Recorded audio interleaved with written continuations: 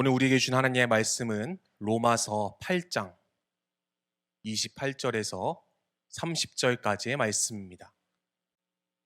우리가 알거니와 하나님을 사랑하는 자, 곧 그의 뜻대로 부르심을 입은 자들에게는 모든 것이 합력하여 선을 이루느니라. 하나님이 미리 아신 자들을 또한 그 아들의 형상을 본받게 하기 위하여 미리 정하셨으니 이는 그로 많은 형제 중에서 맏아들이 되게 하려 하심이니라. 또 미리 정하신 그들을 또한 부르시고 부르신 그들을 또한 의롭다 하시고 의롭다 하신 그들을 또한 영화롭게 하셨느니라. 아멘. 할렐루야. 우리 사랑하는 오늘의 교회 성도님들 삶 가운데에 예수 그리스도의 놀라운 은혜와 평강이 항상 함께 하시길 축복합니다.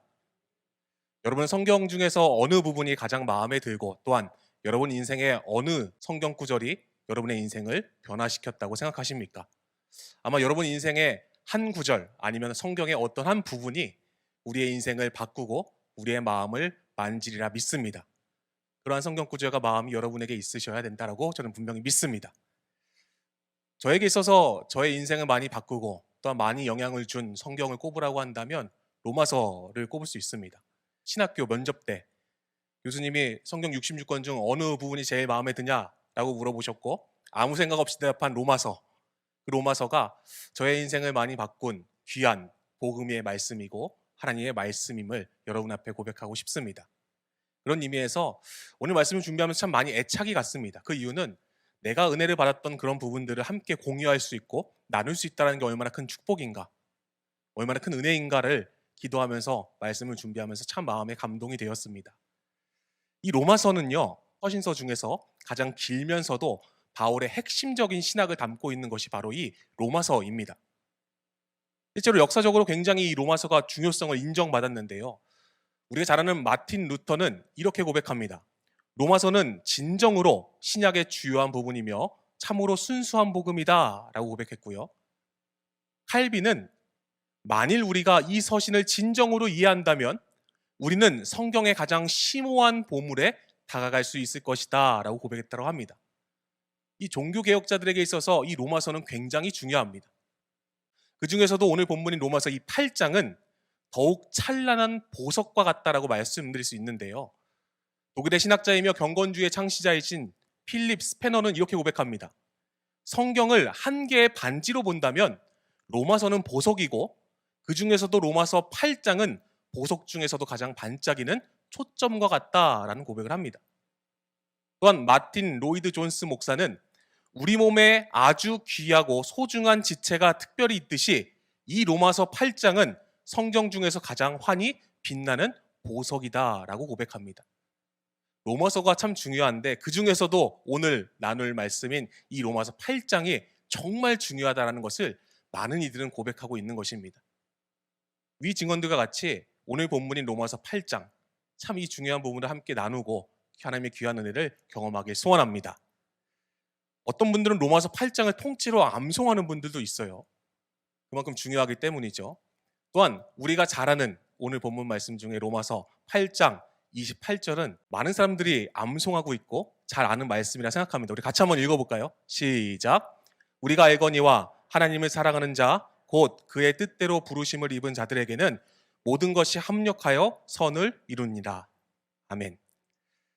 잘 아시는 말씀이죠, 그렇죠? 한 번쯤은 들어봤을 만한 말씀이라 생각합니다. 근데 저희가 알고 있는 이 말씀이 참 많이 오용되고 있구나라는 생각을 해봤어요. 우리가 합력하여 선을 이룬다는 말을 너무 쉽게 합니다. 제가 충북 제천 단독 목회 시절에 상가 2층에 교회가 있었습니다. 상가 2층과 1층 사이에 화장실이 있었는데요. 후세식 화장실이었습니다. 쪼그려 앉아서 하는. 건물이 오래되니까 천장이 무너져 내려서 그 벽돌들이 세면대 안에 가득 차게 된 거예요. 더 이상 그 화장실을 못 써서 폐쇄를 해놨습니다. 근데 어느 날 교회에서 자꾸 이상한 냄새가 나는 거예요. 이 냄새가 원인이 뭘까 하수구에서 나는 아무리 찾아봐도 이 냄새의 원인을 찾을 수가 없었습니다. 알고 보니까요, 그 폐쇄한 화장실에 누가 밤에 와서 대변을 보고 간 거예요. 그 잔해들, 벽돌 잔해들로 가득 찬 그 화장실 바닥에 그 위에 대변을 보고 간 것입니다. 와, 제 마음이 어떻겠습니까? 화가 막 끓어나죠. 쓰지 말라고 막아놓은 화장실을 굳이 열고 들어가서 그 위에 대변을 봐놨으니 더군다나 그걸 누가 치우라고. 너무 화가 났습니다. 그때 이걸 어떻게 치울까 고민하다가 우리 안에서 치워야겠다는 생각이 들어서 그때 같이 사역했던 풀리버 미니스트리의 김간사님에게 도와달라고 요청을 했습니다. 이거를 치워야 되는데 제가 고무장갑을 끼고 그 화장실 문을 열고 손으로 벽돌에 엉킨 대변을 퍼내는데요. 옆에서 김간사님이 봉투를 들고 있었는데 자꾸 우웩우웩 하는 거예요, 옆에서요. 와, 저도 속이 미식한데 옆에서 막 우웩우웩 하는 거예요. 그래서 결국 다 퍼냈습니다. 그리고 그 봉투에 다 담았어요. 그리고 그걸 묶어서 버렸는데 그 이후에 김간사님 저에게 와서 어떤 말을 했냐? 목사님, 모든 것이 합력하여 선을 이뤘습니다. 이러더라고요. 이럴 때 쓰는 말이 아닌 것 같은데 참 우리는 때로는 이 말씀을 그런 식으로 사용할 때가 분명히 있다는 것이죠. 근데 다시 살펴보면 오늘 말씀에서 하나님을 사랑하는 자, 곧 그의 뜻대로 부르심을 입은 자들이라는 그 문구에서 중요한 것은 하나님을 사랑하는 자와 그의 뜻대로 부르심을 입은 자들 사이에 있는 곳입니다. 한글 성경에는 이 곳을 사용해서 하나님을 사랑하는 자가 곧 그의 뜻대로 부르심을 입은 자들이다 라고 동격으로 표현해놨는데요. 이걸 원어상으로 보면 동격이 아니라 그의 뜻대로 부르심을 입은 자들이 하나님을 사랑하는 자를 설명하는 내용입니다. 좀 쉽게 설명하면 하나님의 뜻대로 부르심을 입은 자들만이 하나님을 사랑하는 자가 될 수 있다는 것입니다. 약간 다르죠, 의미가요. 그렇죠? 하나님의 뜻대로 부르심을 입어야지 하나님을 사랑할 수 있는 자가 된다라는 것. 이게 전제 조건입니다. 그래서 부르심은 참 중요하죠. 또한 뒤이어서 모든 것이 합력하여 선을 이룬다. 이 모든 것이란 말은 하나님의 역사, 하나님의 계획, 하나님의 섭리를 뜻합니다. 우리가 모든 것 그러면 나와 너, 우리라고 생각할 수도 있는데 이 모든 것은 하나님의 역사, 계획, 섭리를 뜻해요. 이게 합력해서 선을 이룬다. 그 선이란 말은 아가돈이란 단어인데 마지막 때에 있을 놀라운 구원을 의미합니다. 한마디로 하나님의 그 계획, 섭리, 역사하심이 합쳐져서 선을 이룬다. 구원을 이루어 주신다라는 말이 이 로마서 8장 28절에 담긴 의미입니다. 때로는 이걸 우리가 그렇게 해석 안 하고 우리가 으쌰으쌰 해갖고 선을 만들었다. 우와, 이렇게 생각할 때가 있다는 것이죠. 하지만 엄밀한 의미에서 원래 본문의 의미는 하나님의 놀라우신 계획과 섭리와 역사하심이 어우러져서 구원이라는 선을 이루어 주신다라는 것. 이것이 이 말씀 안에 담고 있는 참된 의미입니다. 저는 그래서 이 로마서 8장 28절의 근본적인 뜻을 한 단어로 정의하자면 경륜이라고 표현하고 싶습니다. 이 경륜이란 말은 날경자에 낚실줄 윤자를 합쳐서 일정한 포부 아래 어떤 일을 조직적으로 계획하는 일, 또한 그 일을 체계적으로 경영하고 운영하는 것을 뜻합니다. 하나님께서는 죽을 수밖에 없었던 저와 여러분을 구원하시기 위해 계획하시고 섭리하시고 역사하셔서 예수 그리스도의 십자가를 통해 그 구원의 길로 우리를 이끌고 가시는 것. 이것이 바로 구원의 경륜입니다. 인간의 경륜은 실패할 수 있습니다. 우리가 아무리 계획을 세우고 그 계획대로 이루어지기 위해서 노력은 하지만 실패할 때가 있습니다. 하지만 완전하신 하나님께서는 그 경륜을 완전히 이루시고 완전히 우리를 이끌어 가신다는 것. 이것이 하나님의 경륜임을 믿으시기 간절히 축복합니다. 그렇다면 그 구원의 경륜이 어떤 것인가? 우린 자세히 살펴볼 필요가 있어서 오늘의 말씀의 제목을 구원의 경륜이라고 잡고 하나님께서 과연 우리를 구원하시기 위해 어떻게 역사하고 계시고 섭리하고 계시고 계획하고 계시고 그것을 이루셨는지를 함께 살펴보므로 귀한 은혜를 나누고자 합니다. 구원의 경륜 첫 번째는 미리 정하시고 부르셨다라는 것입니다. 오늘 말씀 30절에요. 또 미리 정하신 그들을 또한 부르시고 라고 말씀하고 있는데요. 하나님께서는 저와 여러분을 미리 정하시고 부르셨습니다. 이 사실을 믿으시기 간절히 축원합니다. 미리 정하셨다라는 프로오리세는 예정하다라는 뜻을 지니고 있는데요. 부정과거 시제가 사용되어서 이미 완료된 행위를 나타냅니다. 하나님께서 예정하신 것은 이미 완료된 사건이고 완료하셨다라는 것이 미리 예정하셨으니 안에 담겨있는 의미인 것이죠. 미리 무엇을 정하셨습니까? 나를 구원하시기 위해 창세 전부터 독생자이신 예수 그리스도를 십자가에 찢겨 죽게 하시는 그 사건을 하나님께서는 미리 준비하셨다는 것입니다.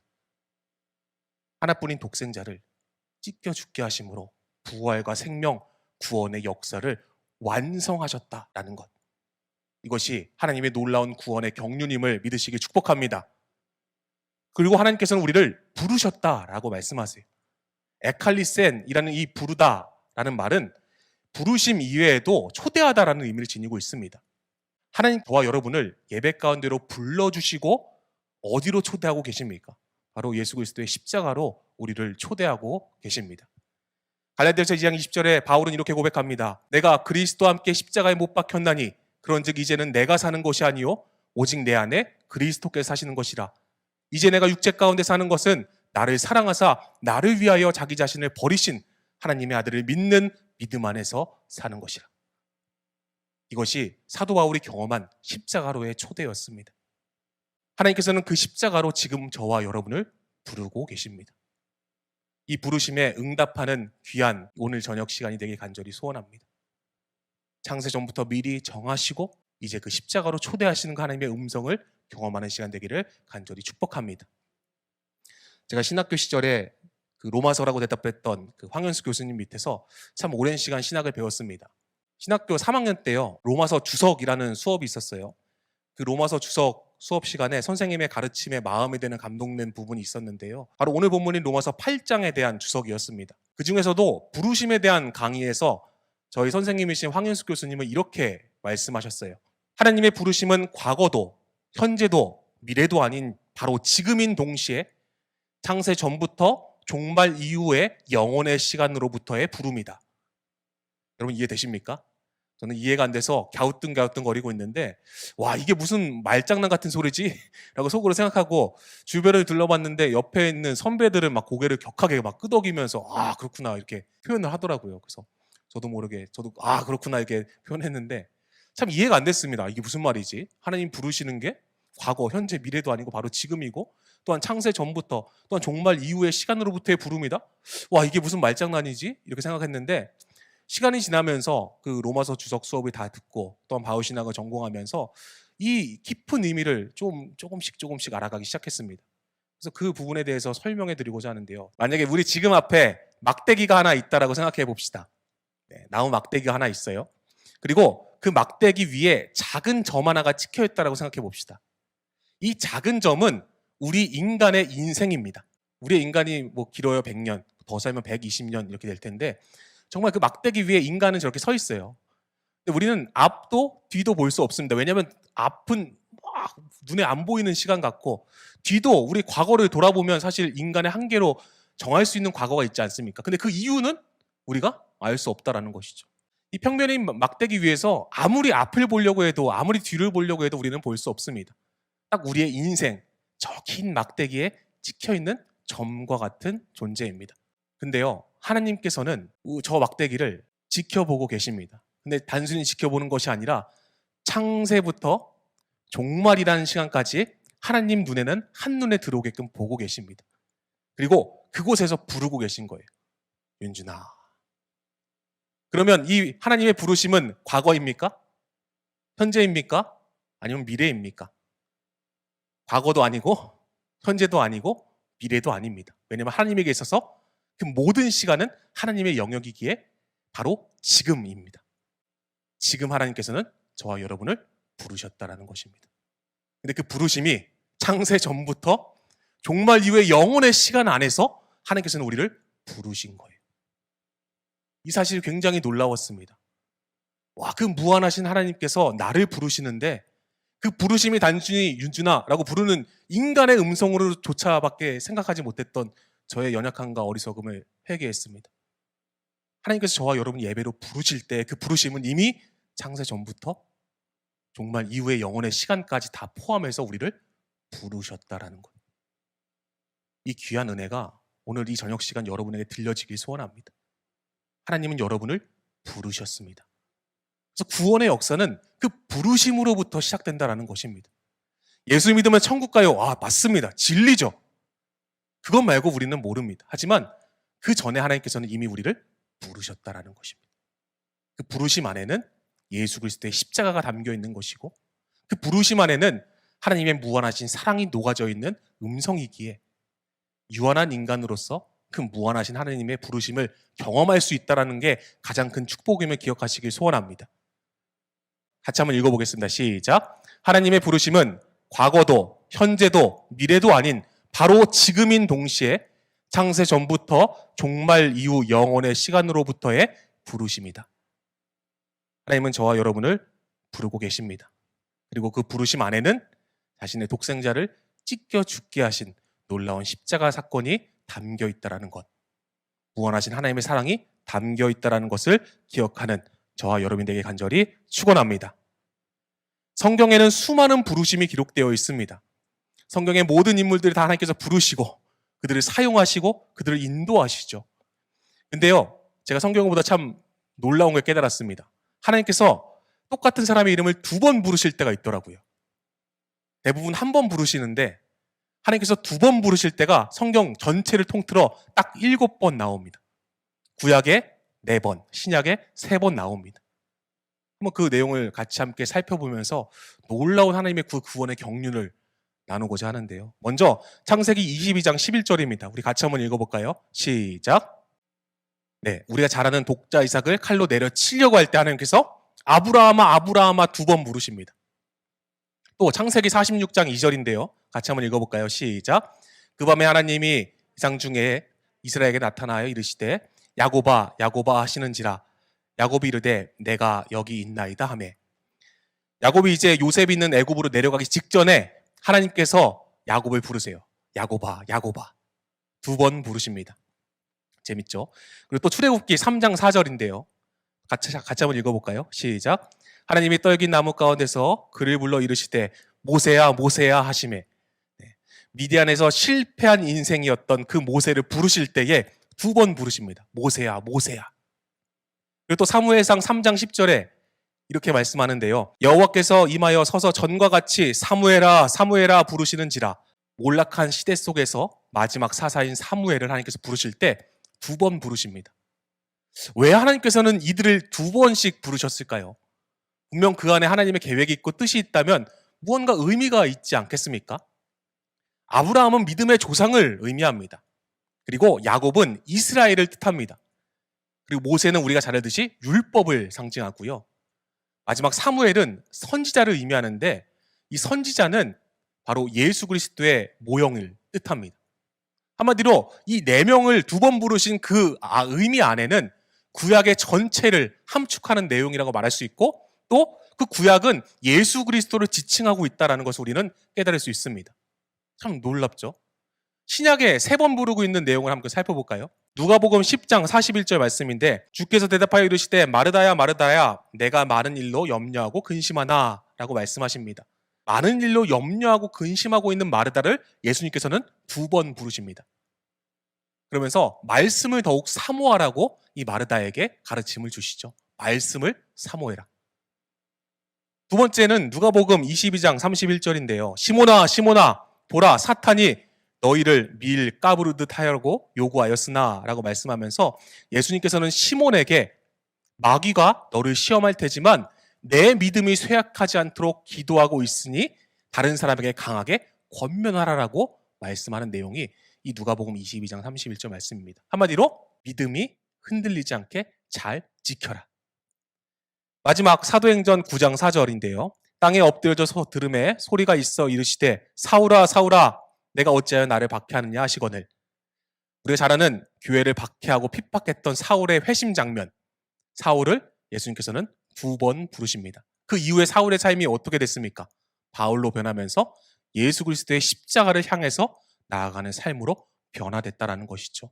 결국 이 모든 것을 종합해보면 성경 66권 중 하나님께서 그 2번 부르신 사건이 7번 나오는데, 아브라함을 부르시고 또한 이스라엘 된 야곱을 통해서 하나님의 율법의 상징인 모세를 부르셨고, 제사장과 왕과 선지자 역할을 고루 갖춘 예수 그리스도의 모형인 사무엘을 부르셨습니다. 그리고 창세전부터 정하신 이 놀라운 사건 이후에 우리에게 말씀을 사모해야 될 마르다의 모습을 보여주시고, 또한 어떠한 핍박에도 굳건히 믿음을 지킨 이 시몬의 모습을 보여주시고, 마지막 회심하여 예수 그리스도의 십자가의 삶으로 나아간 바울을 부르고 계신 그 하나님의 놀라운 음성을 우리는 경험할 수 있다는 것입니다. 이 7번의 부르심 안에는 신구약 전체를 통틀어서 우리를 향하신 예수 그리스도의 십자가의 계획과 또한 말씀과 믿음을 통하여서 예수 그리스도의 십자가로 나아가야 한다는 하나님의 놀라운 그 구원의 경륜이 담겨 있음을 기억하시기 소원합니다. 절대로 우연이 아닙니다. 하나님의 부르심에는 반드시 이유가 있고 목적이 있다는 것입니다. 그런 하나님께서 오늘 저와 여러분을 부르셨습니다. 그리고 예수 그리스도의 십자가로 초청하고 계십니다. 우리가 이런 하나님의 부르심에 어떻게 응답하겠습니까?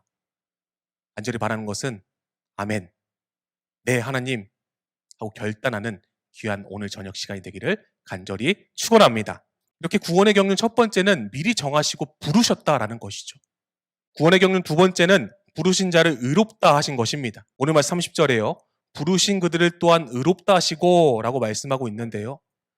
십자가로 부르신 하나님께서는 저와 여러분을 의롭다라고 칭하셨고 의롭게 해주셨다라는 것입니다. 이 의롭다 하시고 에디카이오스는 능동태 직설법으로 기록되어서 그가 의롭다 하셨다라는 의미를 지는데요. 하나님의 시각에서 의로운 상태를 의미합니다. 그리고 하나님이 의롭다고 선언함을 의미하는 것이죠. 인간이 어떻게 의로울 수 있겠습니까? 이 죄 많고 탈 많고 추악한 인간이 어떻게 의로울 수 있겠습니까? 의로울 수 있는 유일한 방법은 정말 의로움 그 자체이신 분이 의롭다 하신 것이 의로울 수 있는 유일한 길임을 믿으시기 소원합니다. 하나님께서는 우리를 의롭다라고 칭하셨다라는 것입니다. 이것을 신학적 용어로 칭의라고 합니다. 의롭다고 칭하셨다. 저와 여러분은 의로운 존재입니다. 할렐루야. 왜냐하면 하나님께서 의롭다라고 칭하셨기 때문입니다. 어떻게 하나님께서는 의롭다라고 칭하실 수 있었을까요? 로마서 3장 24절 26절에 잘 나와 있는데요. 같이 한번 읽어볼까요? 시작. 그리스도 예수 안에 있는 속량으로 말미암아 하나님의 은혜로 값없이 의롭다 하심을 얻은 자가 되었느니라. 이 예수를 하나님이 그의 피로써 믿음으로 말미암는 화목제물로 세우셨으니 이는 하나님께서 길을 참으시는 중에 전에 지은 죄를 간과하심으로 자기의 의로우심을 나타내려 하심이니 곧 이때에 자기의 의로우심을 나타내사 자기도 의로우시며 또한 예수 믿는 자를 의롭다 하려 하심이라. 아멘. 독생자이신 예수님께서 십자가에 찢겨 죽으시면서 흘리신 그 보혈로 그 피의 권세로 죄 씻음을 받고 우리는 의롭다함을 얻은 것입니다. 그냥 아무 노력 없이 공로 없이 독생자이신 예수님께서 찢겨 죽으시면서 흘린 그 보혈로 우린 의로움을 얻었습니다. 그냥 단순히 얻은 값싼 의로움이 아닌 자신의 하나밖에 없는 독생자를 주시면서 의롭다 칭하신 그 하나님의 마음을 조금이나마 우리가 느끼길 간절히 소원합니다. 그렇기 때문에 예수님의 그 보혈의 권세를 의지하는 것, 그 보혈의 권세로 의롭다함을 얻어서 나아가는 것, 이것이 그리스도인이 추구해야 될 삶이고 가슴 깊이 새겨야 할 은혜임을 기억하는 여러분들에게 간절히 축복합니다. 32세 나이에 굉장히 성공 가도를 달리고 있었던 영국의 한 변호사가 있었습니다. 탄탄대로를 걷던 그가 어느 날 지나친 업무로 인하여서 자리에 쓰러지게 됩니다. 정신착란 증세까지 와서 더 이상 정상적인 삶을 유린할 수 없는 그런 지경까지 이르게 되죠. 당연 변호사 일도 못하게 되고 출세 가도를 달던 인생이 한순간에 망가지게 되었습니다. 절망 그 자체였고 더 이상 앞이 안 보이는 그런 상황 가운데에 이 젊은 변호사가 처해 있었던 것입니다. 그래서 도저히 안 되겠다. 내가 자살해야겠다라는 마음이 그에게 강하게 임해서 강에 뛰어내릴 작정으로 마부에게 테임즈강으로 가달라고 부탁을 합니다. 표정이 어둡게 내가 이제 죽어야지, 뛰어내려야지. 가는데 마부가 그 청년의 표정을 유심히 살펴보다가 그 청년이 문을 열고 내려서 테임즈강에서 뛰어내려고 할 때 그 마부가 붙잡습니다. 죽으면 안 돼요. 그러면서 그의 자살 계획이 실패하게 됩니다. 와, 내가 또 죽어야지라는 마음이 들어서 집에 돌아오자마자 음독 자살을 시도합니다. 근데 이웃집 사람이 우연히 그의 집을 방문했다가 숨쉬고 있는 그에게 해독제를 먹여서 살리게 됩니다. 이번에는 면도칼을 가지고 내가 손목에 동맥을 끊어서 죽어야겠다라고 해서 그리려고 하는 순간 놀랍게도 면도칼이 부러지는 바람에 세 번째 자살 계획도 실패하게 됩니다. 그런데 그는 포기하지 않고 진짜 죽어야지라는 마음으로 네 번째로 목을 달아서 죽으려고 합니다. 근데 목을 매다는 순간 또 이웃집 사람이 달려와서는 그를 발견하고 곧 끈을 풀어 병원으로 데려가 살렸다라고 합니다. 그는 병원에서 나는 죽을 수도 없는 운명이구나 라고 신세한탄하면서 눈물 흘리고 있는데 그를 불쌍히 여긴 이웃 주민이 그에게 예수 그리스도의 십자가 복음을 전해줍니다. 그때 그의 가슴 가운데에 예수 그리스도의 십자가 보혈이 가득 차게 되는 놀라운 은혜를 경험하게 됩니다. 하나님께서 독생자 예수 그리스도를 십자가에 찢겨 죽게 하심으로 흘리신 그 보혈로 인해서 우리가 의롭다 하심을 얻었고, 그 의롭다함을 얻은 것으로 인하여서 예수 그리스도의 십자가 구원에 동참하는 자격이 주어졌음을 믿으시는 여러분들에게 간절히 축복합니다. 이렇게 구원의 경륜 두 번째는 부르신 우리를 의롭다 하셨다는 것이죠. 바로 예수 그리스도의 십자가 보혈로 의롭게 하셨다라는 것. 구원의 경륜 세 번째는 의롭다 하신 자를 영화롭게 하셨다라고 말씀합니다. 오늘말 30절에 의롭게 하신 그들을 또한 영화롭게 하셨느니라 라고 말씀하고 있는데요. 구원의 경륜 안에서 저와 여러분을 부르신 하나님께서는 죄인인 우리를 예수 그리스도의 십자가의 보혈로 의롭다 하셨고, 그 의로운 자들을 영화롭게 하셨다라고 말씀합니다. 이 영화롭게 하셨느니라에 해당하는 에독사세는 찬양받다, 존경받다, 영광받다라는 뜻을 지니고 있는데요. 제1부정과거라는 문법을 사용해서 예수님의 재림의 때에 영화롭게 됨과 동시에 바로 지금 이미 영화롭게 하셨다라는 두 가지 의미를 지니고 있습니다. 예정하시고 부르시고 의롭다 하심으로써 우리를 영화로운 존재로 만들어 주셨고, 완전한 영화인 구원으로 우리를 이끌어가고 계시다라는 것이 우리를 영화롭게 하셨다라는 말씀 안에 담겨있는 의미인 것입니다. 하나님께서는 우리를 영화롭게 하셨습니다. 그 이유는 내가 완전히 죽어지고 내 안에 예수 그리스도께서 사시는 인생이 되었을 때에 예수님의 놀라우신 그 은혜를 드러내며 살았을 때에 우리의 삶을 통해서 하나님을 영화롭게 할 수 있기 때문에 우리를 영화롭다라고 말씀하신 것입니다. 이 사실이 굉장히 놀랍지 않습니까? 내가 주인이었을 때는 이 땅에서 내가 영광 받아야지, 내가 영화롭게 대하라지 라고 떵떵거리면서 살아갔던 그 죄인의 모습을 다 버리고 내가 죽고 예수님이 주인인 삶을 살았을 때에 예수님께서 영광 받으시기 위해 나의 삶을 통해 그 영화를 드러내며 살아가는 것, 이것이 바로 그리스도인의 삶이고, 그때의 완전한 영화인 그 구원으로 하나님께서는 우리를 이끌어 가신다라는 것, 이 사실을 믿으시는 여러분들에게 간절히 축복합니다. 로마서 8장 17절에서 18절에 이렇게 고백하는데요. 자녀이면 또한 상속자 곧 하나님의 상속자요 그리스도와 함께한 상속자니 우리가 그와 함께 영광을 받기 위하여 고난도 함께 받아야 할 것이니라. 생각하건대 현재의 고난은 장차 우리에게 나타날 영광과 비교할 수 없도다. 바울은 이렇게 고백합니다. 지금 핍박받고 어렵고 또한 눈물 나는 상황이지만 지금 현재의 고난은 장차 우리가 경험할 예수 그리스도의 십자가를 통한 구원, 그 놀라운 영화로움과 비교했을 때 아무것도 아니다.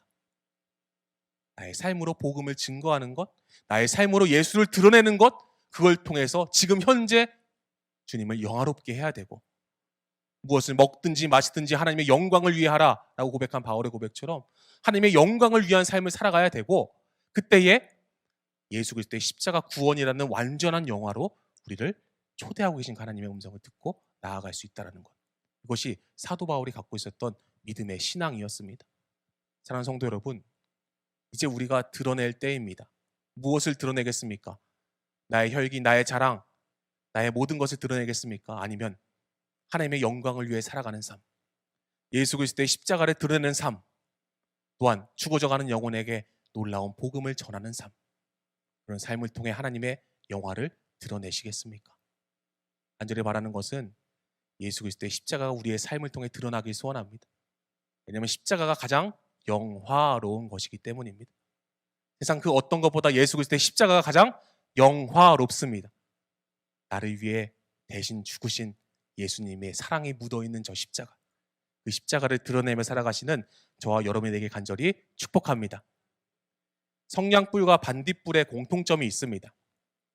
왼쪽에 보시는 게 성냥불이고요, 오른쪽에 보시는 게 반딧불입니다. 미세한 빛을 드러낸다라는 점에서 공통점이 있습니다. 하지만 결정적인 차이점이 있습니다. 불꽃이 바깥 공기에 녹출되어 있기 때문에 성냥불은 작은 입김에도 꺼지게 됩니다. 그러나 반딧불은 비바람이 몰아쳐도 그 빛을 잃지 않습니다. 그 이유는 그 빛이 자기 안에 있기 때문입니다.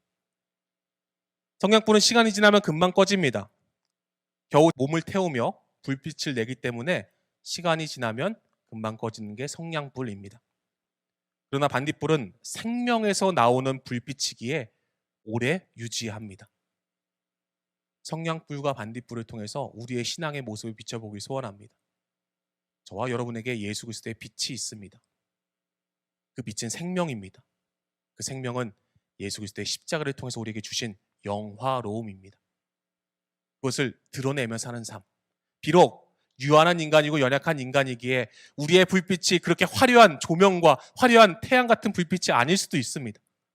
하지만 그 어둠 속에서 미세한 불빛이라도 우리의 삶을 통해 드러날 수 있다면, 예수 그리스도의 십자가가 우리의 삶을 통해 나타날 수 있다면 얼마나 값진 일인 것을 우리는 기억해야 될 줄로 믿습니다. 나의 삶을 통해서 주님의 십자가를 드러내는 것. 미세한 불빛이지만 그 불빛으로 길을 찾을 수 있다면 죽어져가는 영혼에게 소망이 되길 소원하고, 죽어져가는 영혼에게 예수 그리스도의 십자가의 생명을 주는 놀라운 도구로 사용받는 저와 여러분의 삶이 되길 간절히 축복합니다. 그것이 우리를 부르신 이유이고 그리스도의 십자가로 이끄시는 분명한 목적임을 기억하고 명심하시는 저와 여러분의 삶이 되길 간절히 축복합니다. 사도 바울이 이 사실을 너무나 잘 알고 빌립보서 2장 8절에 이렇게 고백합니다. 사람의 모양으로 나타나사 자기를 낮추시고 죽기까지 복종하셨으니 곧 십자가에 죽으심이라. 9절 10절 11절이에요. 이러므로 하나님이 그를 지극히 높여 모든 이름 위에 뛰어난 이름을 주사 하늘에 있는 자들과 땅에 있는 자들과 땅 아래에 있는 자들로 모든 무릎을 예수의 이름에 꿇게 하시고 모든 입으로 예수 그리스도를 주라 시인하여 하나님 아버지께 영광을 돌리게 하셨느니라. 우리가 이 귀한 은혜의 도구로 사용받길 소원합니다. 모든 입으로 예수 그리스도를 주라 시인하는 그 도구, 시인하게 하는 그 놀라운 십자가의 은혜가 저와 여러분의 삶 가운데에 깊이 드러나길 간절히 축복합니다. 사랑하는 성도 여러분, 구원의 경륜 안에서 우리를 정하시고 부르신 하나님, 또한 우리를 부르신 하나님께서는 의롭다 하셨고 의롭다 하심을 통하여서 하나님께서는 영화롭게 만드셨고 완전한 영화인 구원으로 우리를 이끌어가고 계십니다. 그러한 믿음을 이 시간 가슴에 새겼다라고 한다면 함께 결단하길 소원합니다. 내 안에 미리 정하시고 부르신 그 십자가로 부르신 하나님의 음성을 듣게 하여 주옵소서. 부르신 자로 의롭다 하신 것, 예수 그리스도의 십자가 보혈로 의롭다 하신 그 은혜를 기억하게 하여 주옵소서. 또한 의롭다 하신 자를 영화롭게 하신 것 같이 지금 내가 십자가를 드러내므로 하나님을 영화롭게 해드리고 또한 완전한 영화인 구원을 향해서 나아가는 존재가 되게 하여 주시옵소서. 그런 결단이 오늘 저와 여러분의 결단이 되기를 간절히 축원합니다. 기도하시겠습니다.